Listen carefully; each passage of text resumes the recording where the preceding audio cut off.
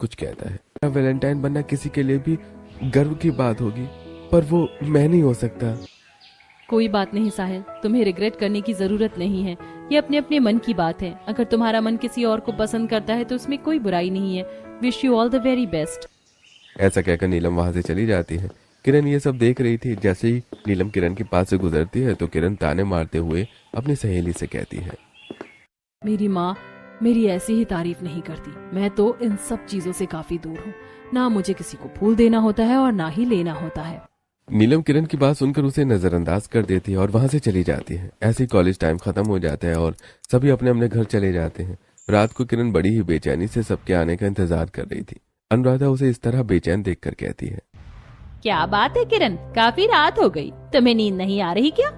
नहीं नहीं माँ, मुझे बहुत नींद आ रही है। वो आज पढ़ाई ज्यादा कर ली तो मेरे सिर में दर्द हो रहा था, बस इसीलिए। अच्छा आप सो जाइए। ऐसा कहकर किरण आंखें बंद करके सोने की एक्टिंग करती है और मन ही मन में सोचती है, साहिल बस मुझसे मिलने आता ही होगा। माँ सो जाए तो मैं उठकर बाहर जाऊंगी।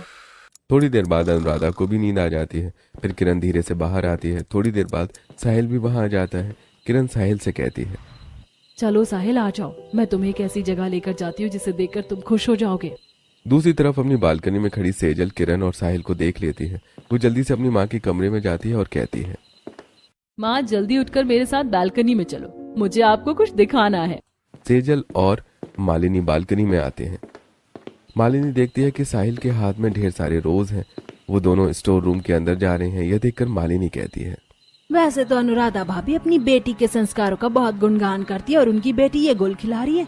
वैसे अगर ये लड़का आ जाए तो कल भी आएगा। क्यों ना कल इन दोनों को रंगे हाथों पकड़कर अनुराधा भाभी का सारा घमंड तोड़ दिया जाए। यही सोचकर मालिनी और सेजल अंदर चले जाते हैं। अगले दिन शाम को किरण साहिल को फोन करती है और कहती है, साहिल याद है ना, आज प्रपोज डे है। बस मैं कॉलेज के लिए ही निकल रही हूँ, तुम भी जल्दी पहुँच जाओ। हाँ हाँ किरण, मैं भी निकल गया हूँ। ऐसा कहकर किरण अनुराधा के साथ कॉलेज के लिए निकल जाती है। रास्ते में कुछ औरतें किरण और अनुराधा को देखकर आपस में बातें करती हैं। देख रही हो चमेली बहन, अनुराधा बहन ने अपनी बेटियों को बड़े ही संस्कारों में रखा। खुद ही कॉलेज ले जाती और लाती हैं। कपड़े भी बहुत सिंपल पहनाती हैं और ऐसी संस्कारी बेटियां तो आजकल बड़ी मुश्किल से मिलती हैं। हाँ हाँ चंपा बहन, तुम सही कह रही हो। पूरी कॉलोनी में अनुराधा बहन की बेटियों के संस्कारों के चर्चे हैं और किरण तो लाखों में नहीं करोड़ों में एक है। थोड़ी देर बाद वहां से नीलम भी कॉलेज के लिए निकलती है। नीलम को देखकर दोनों औरतें बातें करती हैं। देख रही हो बहन, दोनों रिश्तेदारों की बेटियां हैं, लेकिन ऐसा लगता ही नहीं कि दोनों दो भाइयों की बेटियां हैं। एक इतनी संस्कारी और दूसरी कुछ ज्यादा ही मॉडर्न। हाँ चंपा बहन, मालिनी बहन ने अपनी बेटियों को कुछ ज्यादा ही छूट दे रखी है। किरण और नीलम दोनों कॉलेज पहुंचती हैं। किरण साहिल को फोन करके कहती है, साहिल कॉलेज में इतनी भीड़ में तुमसे बात नहीं कर पाऊंगी, लेकिन तुम आज मुझसे मिलने वहीं आना जहाँ हम कल मिले थे। हाँ किरण, मैं तुमसे मिलने जरूर आऊंगा। मुझे तो बहुत अच्छा लगा तुमसे मिलकर। ऐसा लगा जैसे वो जगह हमारे मिलन के लिए ही बनी है। इस बार हम अपना वैलेंटाइन बहुत अच्छी तरह से सेलिब्रेट करेंगे। मैं समय पर पहुंच जाऊंगा तो मेरा इंतजार करना। कॉलेज खत्म होने के बाद सभी अपने अपने घर आ जाते हैं। रात को किरण साहिल को फोन करती है और कहती है, साहिल थोड़ी देर बाद तुम आ जाना। किरण फोन रखती है। तभी अनुराधा पीछे से वहां आ जाती है और कहती है, किरण बेटा, तुम किसी से बात कर रही थी? मैं कब से तुम्हें आवाज दे रही हूँ, तुम्हें सुनाई भी नहीं दिया? माँ दरअसल मैं अपनी फ्रेंड से कॉलेज का चैप्टर पूछ रही थी, इसीलिए मैंने ध्यान नहीं दिया। बताइए क्या बात है? बेटा जरा रसोई में जाकर थोड़ा खाना बना लेना, मैं अभी पड़ोस वाली आंटी के घर से आती हूँ। ऐसा कहकर अनुराधा पड़ोसन के यहाँ जाती है। वहाँ कुछ लड़के लड़कियों को गुलाब के फूल लेकर जाते हुए देखकर अनुराधा कहती है, देख रही हो बहन, आजकल वैलेंटाइन डे की ही चर्चा है चारों तरफ, लेकिन मेरी बेटियां इन सबसे बहुत दूर हैं। बहुत ही संस्कारों में पाला है मैंने उन्हें।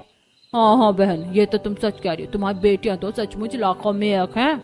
तो वहीं दूसरी तरफ साहिल स्टोर के बाहर आता है और किरण धीरे से कहती है, चलो साहिल जल्दी से अंदर चलो, वरना कोई देख लेगा तो दिक्कत हो जाएगी।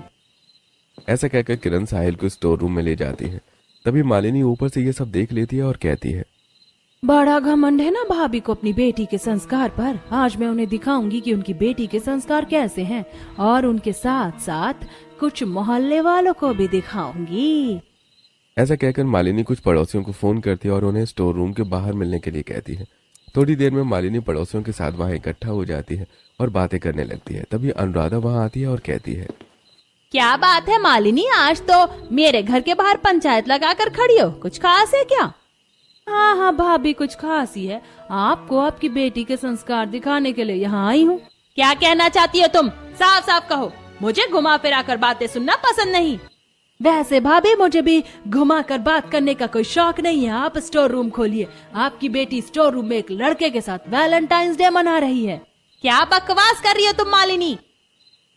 वैसे अनुराधा बहन, तुम तो अपनी बेटियों के संस्कार के गुण गान करती नहीं थकती, तो फिर तुम्हारी बेटियां सब क्या कर रही हैं? शिवानी बहन, मेरी बेटियों को बदनाम करने के हथकंडे हैं ये सब। मैं अभी स्टोर रूम खोलती हूँ, आप लोग देख लीजिए। तभी वहाँ दिनेश और मोहन भी अपनी अपनी बेटियों के साथ आ जाते हैं। सारी बातें जानने के बाद दिनेश कहता है, मेरी बेटी ऐसा कभी नहीं कर सकती। अनुराधा, तुम जल्दी से स्टोर रूम का दरवाजा खोलो। तभी अनुराधा स्टोर रूम का दरवाजा खोलती है और देखती है कि किरण वहां साफ सफाई कर रही थी। मोहल्ले की सभी औरतें स्टोर रूम में झांक कर देखती हैं तो वहां किरण के अलावा कोई नहीं था। ये देखकर किरण कहती है, क्या हुआ माँ, आप सब लोग यहाँ इकट्ठा क्यों हो गए? अरे मैं बोर हो रही थी तो सोचा कि स्टोर रूम में साफ सफाई कर लेती हूँ। देखा आप लोगों ने, मेरी बेटी ऐसा कर ही नहीं सकती जैसा मालिनी कह रही थी। उन्हें तो मेरी बच्चियों से खास दुश्मनी है। क्या मालिनी बहन, तुमने तो बिना देखे ही बच्ची पर इल्जाम लगा दिए। चलो भाई, सब लोग अपने अपने घर चलते हैं। सभी लोग अपने अपने घर चले जाते हैं। जाते जाते अनुराधा किरण से कहती है, ठीक है किरण, तुम साफ सफाई करके घर आ जाना। ऐसा कहकर अनुराधा भी चली जाती है। तब किरण स्टोर रूम का दरवाजा बंद करती है और आईने को स्लाइड करती है, जहां उसका सीक्रेट रूम खुल जाता है। वो सीक्रेट रूम के अंदर जाती है। सीक्रेट रूम काफी बड़ा और आलीशान था। वहां अलग अलग तरह के फर्नीचर लगे हुए थे, झूमर लगे हुए थे और वो काफी अच्छा तरह से सजा हुआ था।